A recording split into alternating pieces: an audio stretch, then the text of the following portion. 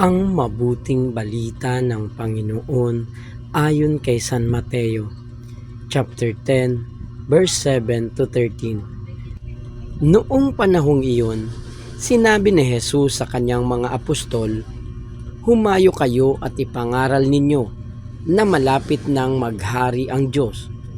Pagalingin ninyo ang mga may sakit at buhayin ang mga patay. Pagalingin ninyo ang mga ketongin at palayasin ang mga demonyo. Yamang tumanggap kayo ng walang bayad, magbigay naman kayo ng walang bayad. Huwag kayong magdala ng salapi, maging ginto, pilak o tanso sa inyong mga lukbutan.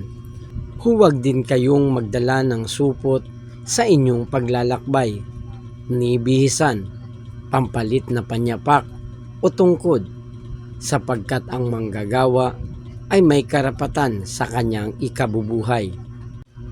At saan mang bayan o nayon kayo dumating, humanap kayo ng taong karapat-dapat pakituluyan at manatili kayo roon habang kayo'y nasa lugar na iyon. Pagpasok ninyo sa bahay, sabihin ninyo, maghari nawa ang kapayapaan sa bahay na ito. Kung karapat-dapat ang mga tao sa bahay na iyon, panatilihin ninyo sa kanila ang inyong bati. Ngunit kung hindi, bawiin ninyo ito." Ang mabuting balita ng Panginoon. Pinupuri ka namin, Panginoong Hesukristo.